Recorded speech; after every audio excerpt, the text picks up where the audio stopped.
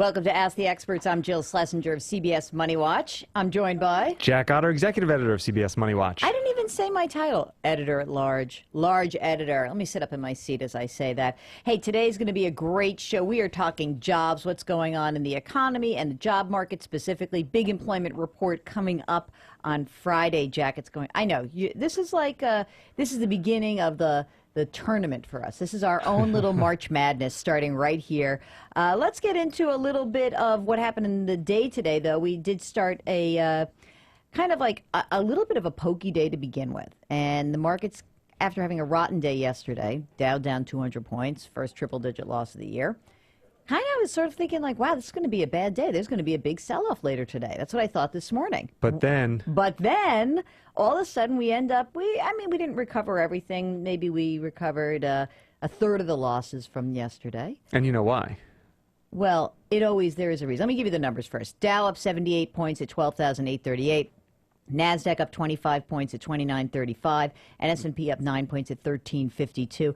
Actually, I think I know why, because I never wrote that NASDAQ 3000 post that you wanted me to do. So now I think that it's just sort of a lesson in life that you don't always want to prepare ahead of time. Good idea. I think, though, it's got to be the iPad You think that's it? blank. I want to say iPad 3, but we're not actually sure it's called that. It might be called the iPad HD, or it might just be called the iPad. But that would not necessarily, Everyone gets so excited. Come on, there's news from Apple, the market goes up. Really? It doesn't. I'm just looking at the chart of the day, and actually Apple stock up on the day, but not by a lot. No, I think there were no surprises today. Everyone knew it was coming. Yeah. Although it was very volatile. Yes. Everyone was buying and selling. Then, of course, it ended up right where it started. Well, I'm more concerned with something that hopefully our first guest will be able to help us out with, because I don't like when I read the word sterilization when it comes to anything. I don't like that word. It seems antiseptic. And probably not a good thing. And in the context of these various contraceptive debates, it could be really dangerous. Yes, exactly. So I want to bring into the conversation Mark Thoma, who is a blogger here at MoneyWatch. He writes the Maximum Utility blog, but his real job is he's a super wonky, awesome economist at the University of Oregon. Did I say that right, Mark? I'm supposed to say Oregon, right? Yes. All right, good. And you got his title right also. That's what they call him at the University of Oregon. Oh, totally. And whenever there's something big going on in the economy, we like Mark to come on the program with us to, I think, peel away the layers of the onion. And so I said to him today, Mark, you've got to explain this to me. I read it in the Wall Street Journal this afternoon, an article by John Hilsenrath talking about the Fed weighing something called sterilized bonds. And then as soon as this article came out, the market bounced. So what is going on, and what are sterilized bonds? What's the Fed talking about here? The Fed's looking for a way to stimulate the economy without creating a lot of inflation risk. So the first thing it tried was altering its communication strategy, interest rate guidance, that kind of thing. That really didn't do what they wanted it to do. This is just another version of Oh, all right. operation. Okay, so it's like basically like another type of operation twist. What they're going to do is buy long-term bonds. When they buy the bonds, that puts money out and sell short-term bonds to the public. So what they're going to do is they will have just trade long-term bonds for short-term bonds. And go ahead. And I'm just going to ask you. And so, what do they want to happen? Again, this is just they're talking about it. We don't know what they're going to do. This is in case things slow down in the economy and the Fed wants to act. It wants to stimulate growth in some way. Will this work? Investors tend to respond somewhat to long-term interest rates. So what they're trying to do is reduce the quantity of long-term debt. That will increase the price of long-term debt, at the same time lower the interest rate. So they're trying to cheapen long-term investments and stimulate housing, new investment by business, consumption of durables, all those sorts of things. And there's some evidence that this will have some effect, but not a big one. And we don't know if they're going to do it. So, Jack, don't be counting on this, all right? Well, my question is, if nobody is doing these economic things, whether it's refinancing your house or buying a new factory, that the Fed wants them to do at these absurdly low current interest rates, why do they think, how many basis points are we talking here? How many hundredths of a percentage point are we talking, Mark? And does that affect decision making? If you were going to make that purchase, wouldn't you have already made it? That's what my argument's been all along. So at most, this might lower interest rates at 0.5%. I mean, there's not much room for them to come down, even at the long end right now. So it's not going to have a big effect. People are worried about the future. They're not responding much to interest rates. So I don't have a lot of confidence that this will have any more effect than the first Operation Twist had. It didn't cause us to recover. There's no real reason to suspect this one would do it either.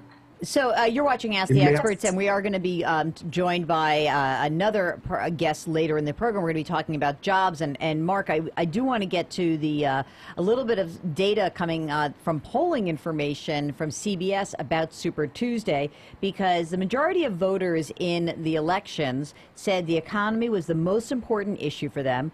And of those who care about the economy, most of them voted for Romney. So you're an economist. I want you to give me what you think about Romney's economic plans. I am not all that confident that his tax plans will have a big effect on the economy. Most of his tax plan is designated to give benefits to the higher income individuals. They have enough income already to make the kinds of investments and consumption decisions. If they wanted to consume more, they could. So it's not clear to me how the tax plan that he has in place is going to stimulate the economy. And those kinds of policies take a while to work. And so it's not at all clear to me why people would flock to Romney's plan, which really isn't very well specified at this point either. Today he said, you know, the CBO can't even score this thing because we don't have enough detail in there to let them do it. There's not enough detail for the CBO to score. It's really hard for us analysts to say, well, gee, what effect is this going to have? But what I can see, I'm not very confident about. Yeah, all right. That's of course, we're not very confident about most politicians and what they say about when they're running anyway, right? I mean, have you ever been in a situation where you looked at something and with a politician and you said, oh, wow, that's great detail. I have great confidence in that person. We far overestimate the ability of the existing president to affect the economy. The decisions they make matter, you know, on health care and other sorts of things. That's going to matter down the road, what they do with entitlements, all that sort of thing. But in terms of curing short-run problems, the existing president doesn't have a lot of influence on that. And so I think we way give them too much credit for their ability to fix the economy. All right, and before we let you go, Mark, we did get an ADP report on private sector jobs out this morning, and ADP said 216,000 jobs added in February. And it looks to me, I went back and tried to fiddle with some of the data, and it looks to me like that based on ADP's number, 200,000 jobs a month for the last 6 months. Does this bode well for our big jobs report from the Labor Department on Friday? At that rate of job creation, it will take us many years to get back to full employment. Not only do we have to handle the new population growth, which takes about 100,000 jobs a month, we also need to reabsorb the millions and millions of people that don't have jobs right now. And at 200,000 a month, you're only picking up 100,000 a month of those millions. You're looking at years. So typically in a recovery, we need to see 400,000 jobs, 300,000 jobs to really get an accelerating recovery and have it in a decent amount of time. Wow. So right now, I think at this pace, how many years? 4 years? Is that what it is about? Or something along those lines, yeah. I mean, figured out there's 2 or 3 million, you're only getting 100,000, so it takes it over a year to only get 1 million at 100,000 a month. And so, yeah, several years. Wow, that's terrible. So are you, just before I let you go, are you feeling more upbeat about the economy, or just taking a quick temperature check, how do you feel we're doing right now?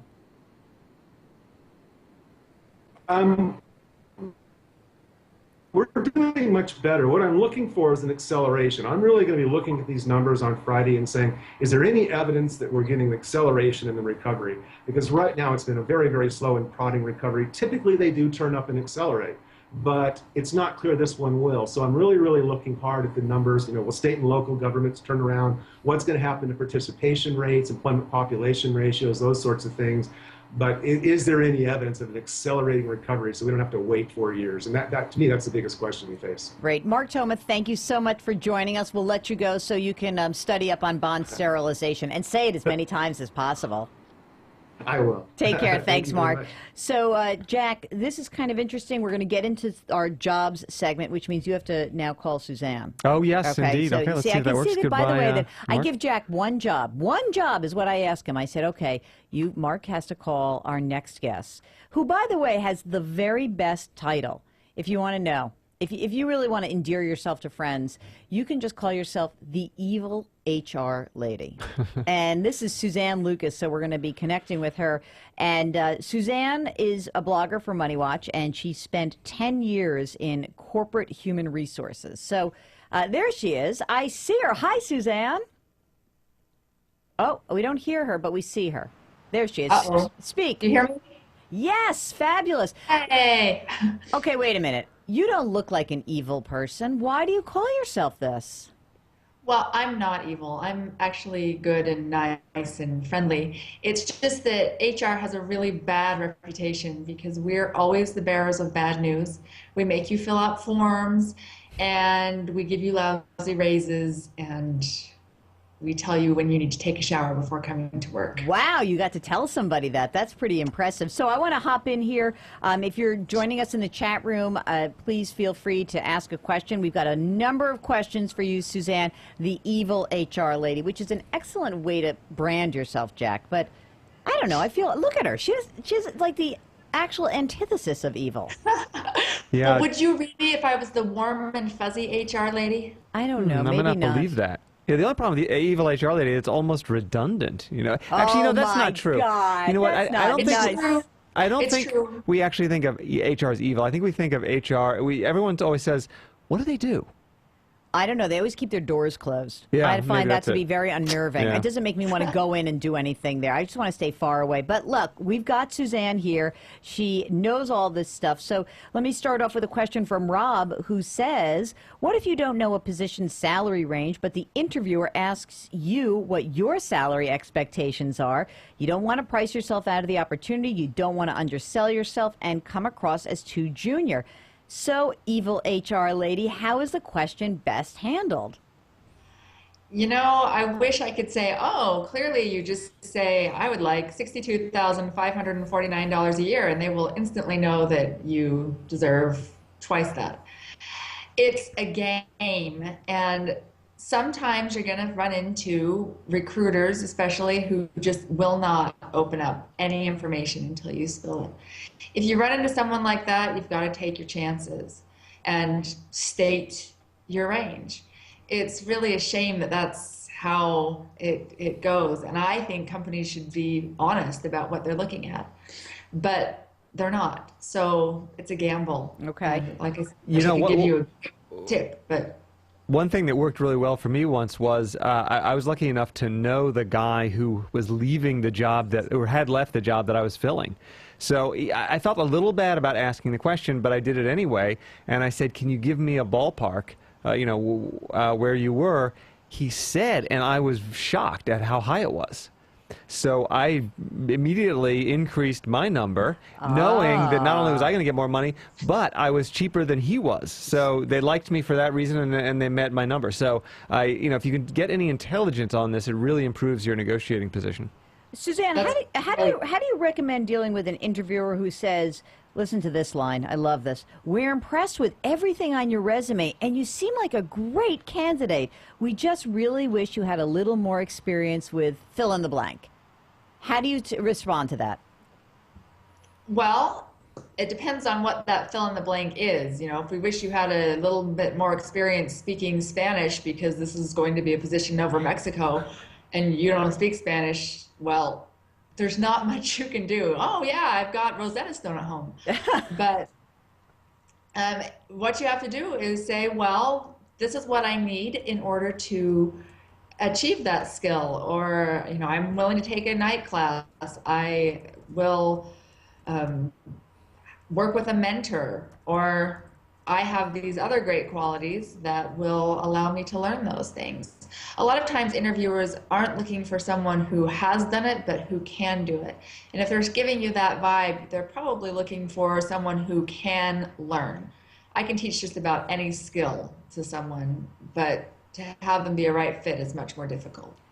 Jack, what do you think about that one? Well, I think one thing you can do is take some of the things that you do have and create an anecdote about how you didn't have them not so long ago.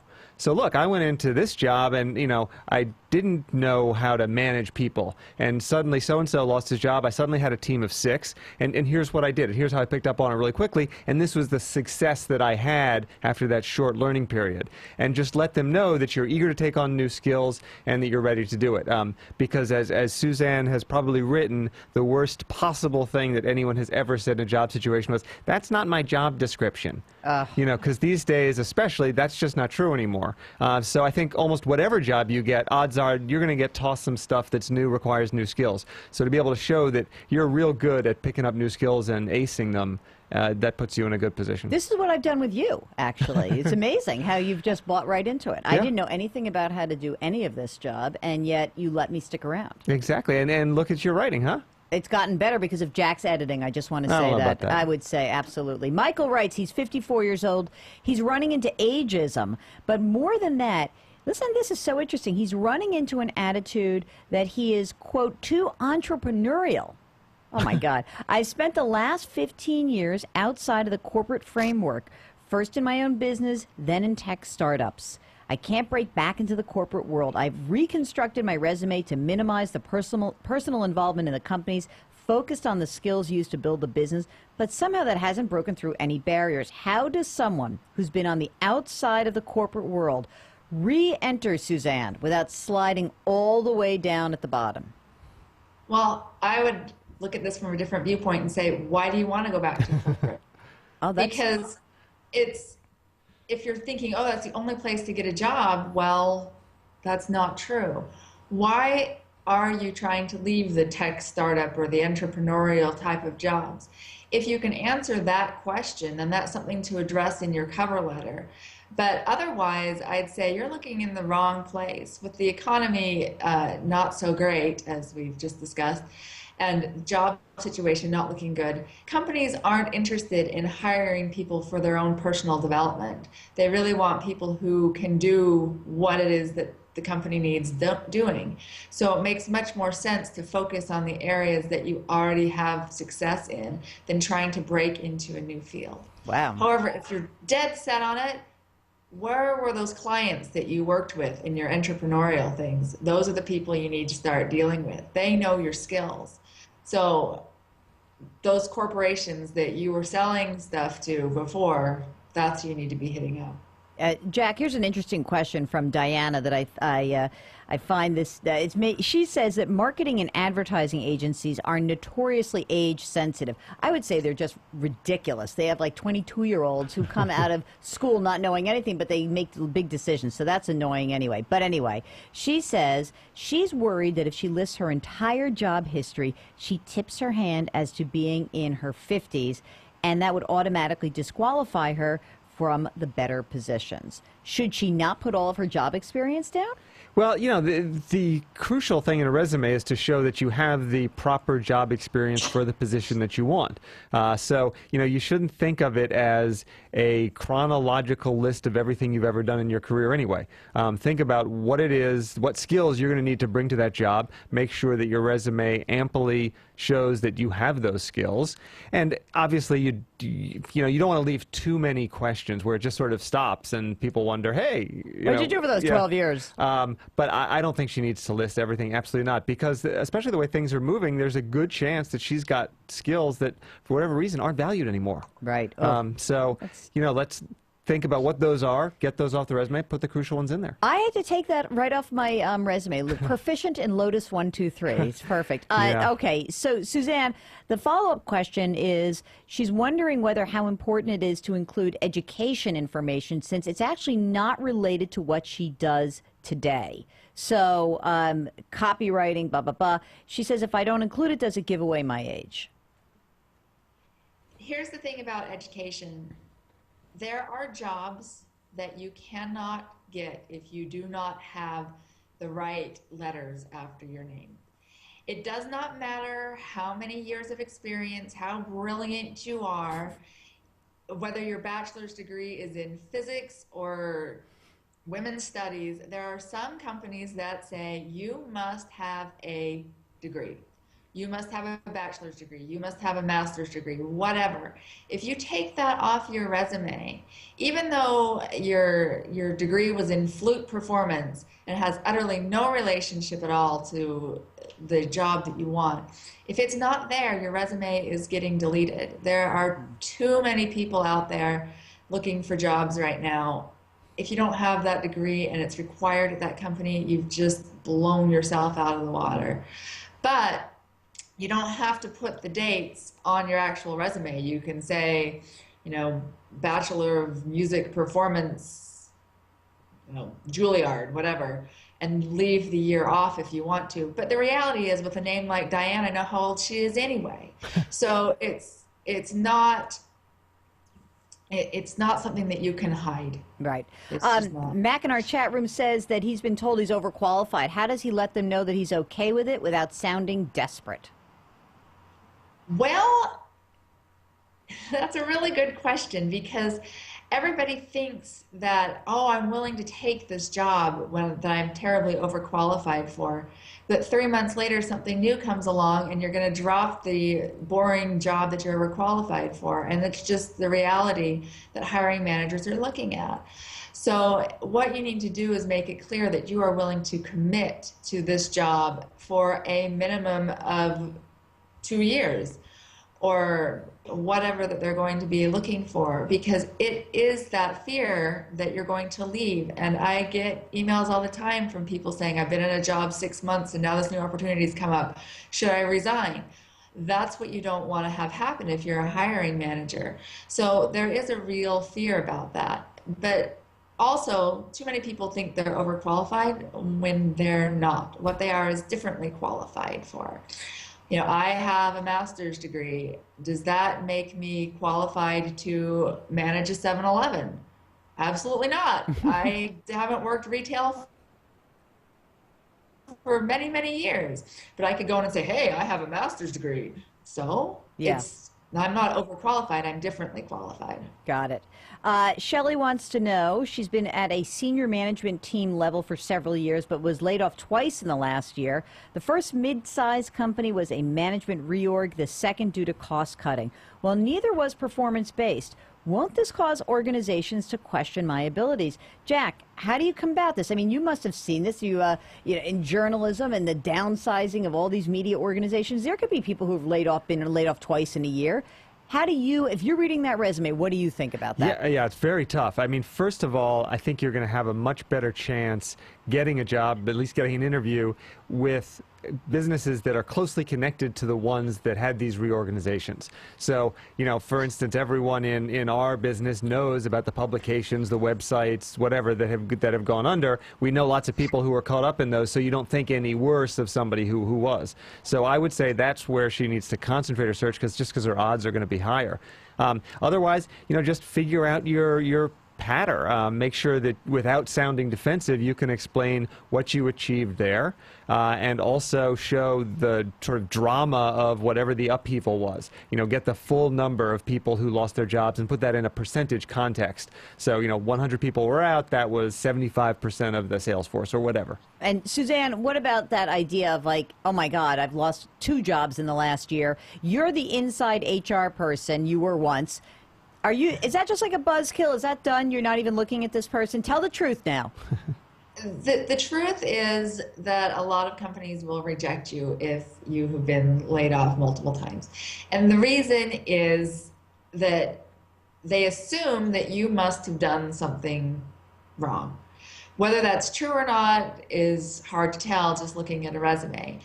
I have personally laid off thousands of people, and I can tell you that the vast majority of those people just happened to be in the wrong place at the wrong time, and if we had had positions for them, we would have kept them. But there are a few that got kicked to the curb because it was far easier to lay them off than to fire them for performance reasons. So it does count against you. Should it? Of course not. Should recruiters and hiring managers be willing to look beyond that? Absolutely. Do they? Not all the time. As Jack said, it's much easier to get a job in a closely related industry where they know what's going on. And if you're over 40 and you get laid off, you should also get a list of the titles of everybody that was laid off, along with the titles of everybody who wasn't in your specific area, and you can really calculate your percentage off of that. Wow. If you're under 40, you don't get it. Right. And if you're over 40 and there seems to be a preponderance of people over 40 who are laid off, you might want to see an employment lawyer. Right, Suzanne, is that the best course? Because, you know, my wife was in that situation, and we just decided, you know what, let's move on. It wasn't worth the fight. But when you looked at that spreadsheet, it was crystal clear what they were doing. Yeah. And I mean, I think that they all have great in-house lawyers, so they do play Right. the numbers game, so they have it just enough so that they could say, okay, we don't have a lawsuit here, we don't want to buy a lawsuit, so they know exactly where those levels are, especially at the larger organizations. Sure. But I would always be, I think the mid-level ones I would be worried about. You know, I want to make one more point about the layoff issue, and I think it's yet one more reason why, and with all due respect to Suzanne, I think she'll agree with me on this, you're better off not going through HR if you can possibly avoid it, because HR is being inundated with resumes. You want to find another door into that business via somebody who can put your resume on the desk of the person who's going to be your boss. And because, I mean, that's how I work. You know what? HR gives me so many resumes. There might be a great one buried in there, but frankly, it's hard to tell from a piece of paper. But if someone I trust says, hey, I know this person, I've worked with them, they're great, that carries a lot of water with me, and I think it does with just about everybody. Yeah, I would agree with that. Ellen in the chat room says she hasn't had a paying job for the last 5 years.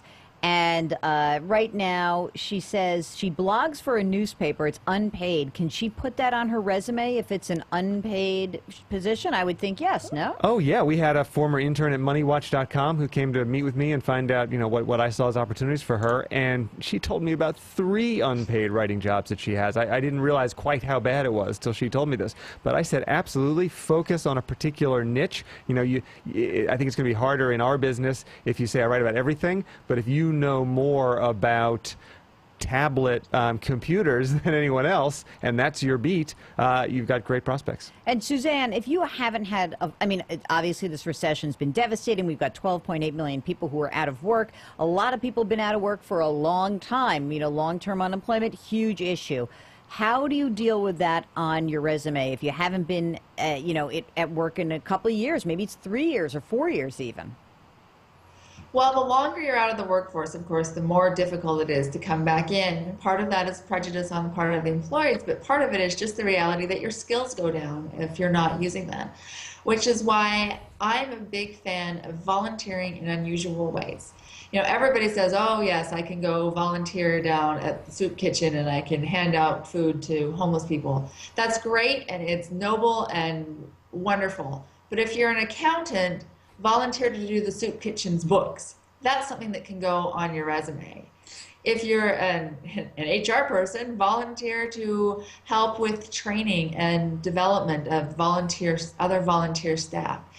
Look for things that you can do in a volunteer manner that use your actual business skills and put that on your resume. Okay. It's certainly better than nothing. Yeah, and let me ask you another question. Let's just say, for instance, you're blogging about something completely different. Should you have that on at all? In other words, if you are a blogger on, I'm going to make this up, like Daily Candy, you're writing about fashion, but you're really actually an accounting person. But you got into this. Should you put that? I mean, it's almost like an avocation. Should you put it on the resume or not? It depends. If you're an accountant who blogs about fashion and you're applying to work for a fashion company, absolutely. If you're applying to work for one of the big 3 accounting firms, probably not so much. So it really depends on what it is you're looking at and what the company is and what they want to do. The other thing, and I say this nicely, but a lot of people blog and not a lot of people are very good at it. So before you put your resume on your blog on your resume, you want to make sure that it's something that you're proud of. Very good. We have a question that came in, just got an email about somebody who's gone through some major surgery that has interrupted his work, and he's had no health care benefits. I don't want to give too many. He's raring to go, but he doesn't have recent corporate experience, and he wants to know, how do I present myself, and should I bring up the fact that I had this big medical issue or not? What do you think, Suzanne? Well, it depends on what the medical issue is. Because if it's something like, oh, I had cancer, while you'll get a lot of compassion, especially the smaller companies will gulp and say, oh my goodness, if this person has a recurrence of this, it's going to ruin our health insurance cost. If you're applying to a Fortune 100, they don't really care because they've got so many employees, it doesn't matter. But for a smaller company like that, that's a different thing. If it is, I broke my leg and I needed surgery for it, that's one and done. You know, you're fixed, you're back to work. Now, it's true that a lot of medical things are covered under the Americans with Disabilities Act, but unfortunately, studies show that that act has actually made it more difficult for people with medical and physical disabilities to get hired. So you don't want to jump in and say, hey, you know, I have this big problem. But on the other hand, explaining why you've been out is a lot more preferable to, you know, having them think, oh, I've just been hanging out in my basement playing World of Warcraft or whatever. I didn't know where you were going with that, but thank you. Jack, we have a question in the chat room. This person was told by a GM to dumb down the resume if he wants to get a job interview. What do you think? Wow. I'd love to know exactly what that meant. I mean, did it mean pretend like you're less qualified than you are? Right. Which would trouble me. If it meant, you know, this thing is too wonky, just get to the point. And that could be what it means. You know, we've looked at a lot of resumes where people think that, oh, a bigger word is better than a small one, and I have to be super formal and use all the fancy jargon to describe what I'm doing. And people reading resumes don't really feel that way. I mean, you really remember somebody who's a good writer who gets right to the point and says what they achieved and how, one and done. Right. So I guess the one thing I might do, okay, if you're going to send it to this guy who wants dumb resumes, write that specific resume for him, send it to him, but don't send that to anybody else. Don't take that advice as being broad and useful for other companies. And that, of course, brings up the point, I think people tend to have one resume, and they send it out to 1 million people, and you've got to customize now, especially. You need to think, okay, that's my target job. Specifically, they're going to want to see this skill emphasized, as opposed to that company where I have to emphasize my fashion blogging or whatever. Right, which you could do, by the way. I think you could do that. Jacob has a question. I have 10 years in the nonprofit sector, an MBA, and for the last 18 months, I've worked as a business manager with an internal software team.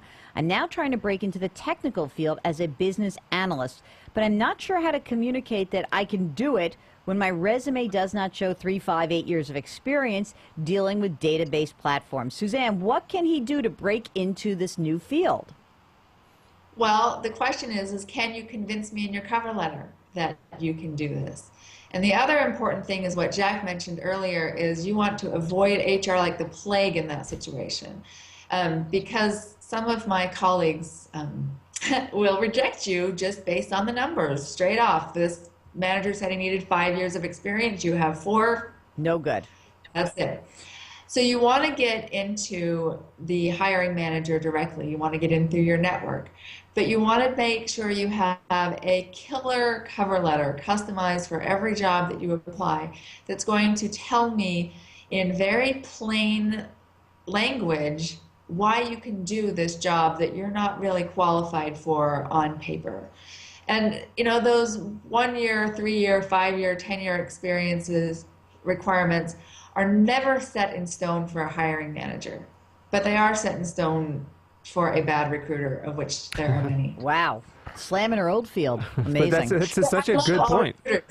In case I ever need a job again. Okay, understood. Understood. Mark writes he's 57. He's worked for and with many of the Fortune 50, as well as small business and even startups. Though my primary focus has been the pharmaceutical industry, I have significant exposure to working in other industries, insurance, banking, telecom, retail. This guy's done it all. While I typically do well wherever I go, my lack of a BA or master's has greatly hindered ability to work in a full-time capacity for a Fortune 500 company. Of late, they begun to pass over my credentials for freelance or contract positions, although my skill set would be a perfect match for their needs. So, Jack, he also says he's been self-employed for parts of his career, and he thinks this is a negative for a lot of companies because they say he may not fit in as a team player. How do you overcome this? I mean, I feel like saying to the guy, "Go get your BA," but it's terrible to, you know, he's 57 years old. Is that realistic? He's got to look into it. I mean, we've talked about the unemployment rate for people with college degrees is 4.3% right now. Obviously, it's in double digits for people without. Is there any way he can do this? I mean, maybe he's got half the credits already. What can he do to get a BA? Because, again, this is one of those boxes that you either check or you don't. As Suzanne was saying, with HR, if you don't have that BA, forget about it. It's gone. But even reaching the hiring manager, without a BA, it's tough. A master's is one thing, but without a BA is very difficult. Otherwise, I think that freelance work is what you're going to need. You're going to need to probably target your full-time job desire with the freelance work. So you convince that person that it doesn't make any difference, college degree or not. You always turn in the work ahead of time and perfect for them, assignment after assignment, and eventually, you've got a good shot at a job and it opens up.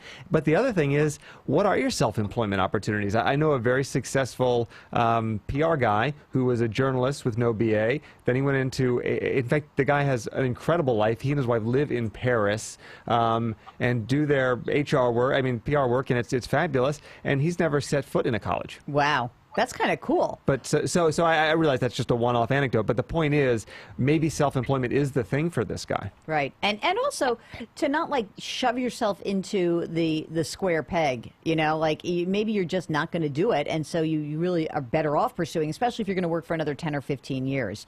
And, you just want to swim upstream every single time. On the other end of the spectrum, Suzanne, we've got Kelly, who's a graduate student earning an MBA with a concentration in HR management. Dun, dun, dun. Oh, wow. I completed the traditional MBA courses in January. I will not finish the concentration courses until July 30th. And Kelly wants to know, how should I word this information on my resume and cover letter? So basically, I'm done with my MBA, but not really. I'm not done till July 30th. What should Kelly say in that cover letter? Well, does she have the degree or not? Because if she has a degree, then she should say, MBA, X University, December 2011. And then have a separate line for certification in HR management, expected July 2012. If she doesn't get the degree until July 2012, then she needs to say it's expected then.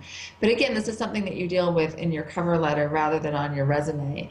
The resume has nice dates and lines and all of that. But if you have some extenuating circumstances, you really should be explaining. That's where the cover letter is for, to give more of a background and more of a why and what's going on there. Okay, the follow-up to that, though, is that she's been working as an office manager, human resource manager for 5 years with a company, and her previous work experience is in accounting, and her bachelor's is economics with a concentration in finance.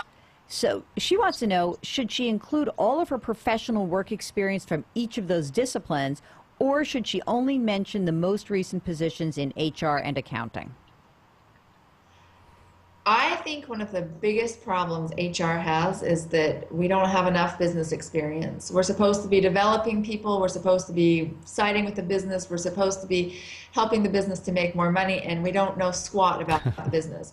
So if I'm hiring an HR person who can come to me and say, look, I have finance experience, I have economics experience, I have line management experience, I've worked on a factory floor, hallelujah, I'm going to kiss you and hire you immediately. So yeah, I think she wants that on there. Good. Excellent. One viewer writes that he believes there's still race and ethnic discrimination in hiring. Suzanne, can you tell us the dirty secrets? Is there still stuff going on that we should know about? We've heard a lot of complaints here on this podcast about ageism, for sure. I hadn't heard recently about race or ethnic discrimination. What do you think, Suzanne? Well, overt and on purpose, I don't think there's a lot of that going on. I don't think you'll find a lot of people who would even admit to themselves, I won't hire someone because of their race or their gender or their age even. But there is that underlying, your prejudices that come with you. And those things can be very difficult to overcome, even from somebody who strongly does not advocate for discrimination, would strongly identify as a equal opportunity employer. There are sometimes still things in your little brain that go off and you can't identify that's why you don't like the person. You just know you don't like the person, or you just assume that someone is better. one thing that's interesting is if you're tall, you're more likely to get. Woohoo! I'm tall. I'm tall also. See? You're employed. And studies have shown So- that people with whatever you want to call them, non-standard names, their resumes get tossed out at a much higher rate. So a Shaniqua's resume does not get the same thing that Susan's resume gets. That's amazing. I Yeah. had no idea about Yeah. that. Oh, that's With kind the, of and they've done studies where they're the exact same, it's the same person. right. Same, They exact just same. they just subbed out the name. Yeah. Is there something else on a resume that would jump out at an HR person that would just be a non-starter, Suzanne? Is there some secret you can tell us after being on that side that we should really know about that we can share with everyone watching here before we wrap? Big typos. When those are there, that's a real non-starter. When your resume focuses on the completely wrong things. I had an intern's resume across my desk where the first thing on his resume was his 9th grade basketball team. And this was a kid who had had previous internships and was at an Ivy League school, but he could have done better for himself. So if you have things like that, but otherwise, there's not any secret thing that's going to get you through all recruiters. The reality is that some recruiters don't care. Some recruiters are super picky and they have rules, and if you have bullet points instead of dashes, you're out. So there's not really any super secret other than don't make big mistakes, and there's a lot of things you can do to make your resume better, but as far as the secret, I don't have them. No secret sauce there. One last question. How do I effectively search for jobs using LinkedIn? Well, I'll tell you how not to, which is to just send random emails saying, I'd like to link to you with no other information. I get those all of the time and they all get deleted. If I don't know who you are or why on earth I should be linking to you, I'm not going to link to you. So that's the first thing, is give a reason why it's beneficial to the person that you are querying as to why they want to be linked with you. Secondly is to build and develop personal relationships with the people that are on there.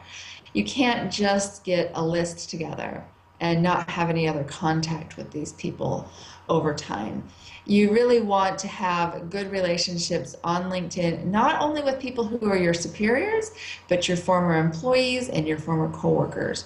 You never know when that secretary that you had in 1995 went back to school and got her MBA, and now she's going to be hiring people for jobs that you want.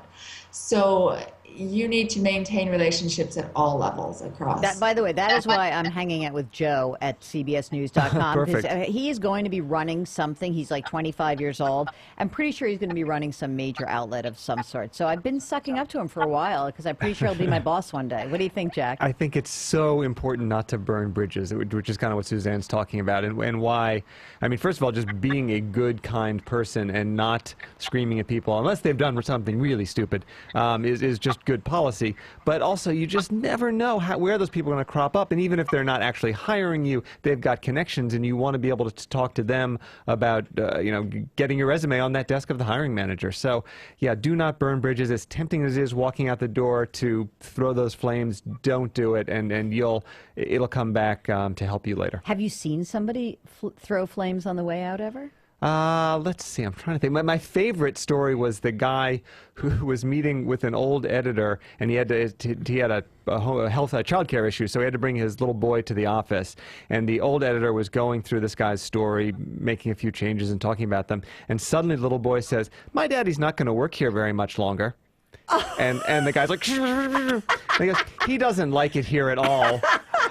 And so the editor-in-chief said, "I'm sorry to hear that, because Joe is a very good writer, and we'll miss him." Oh, my God, your kid gives you up. Yep. That's fantastic. Hey, Jack, do you think it's worth to pay someone $500 to write a resume and cover letter for you?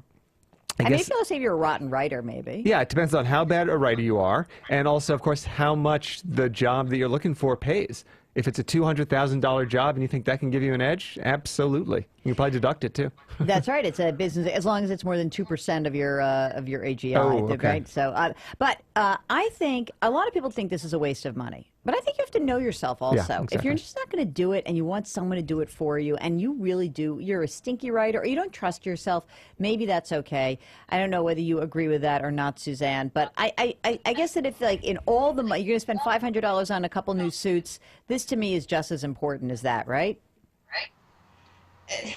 Uh-oh. Paying someone to write your resume, the problem is I've seen a lot of these resumes that have been professionally written to the tune of $400 to $500, and they're always terrible.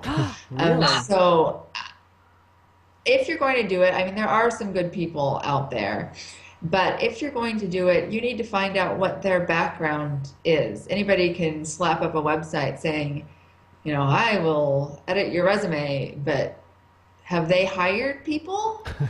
Do they know what people are really looking for? Do they speak clear English? You know, it's kind of difficult. And I would ask for samples before you shell anything out. I'm going to pay you, Jack, one bottle of whiskey to do mine. Okay, you got it. How's No, that? but then I might lose you. So no, I'm going to make it terrible.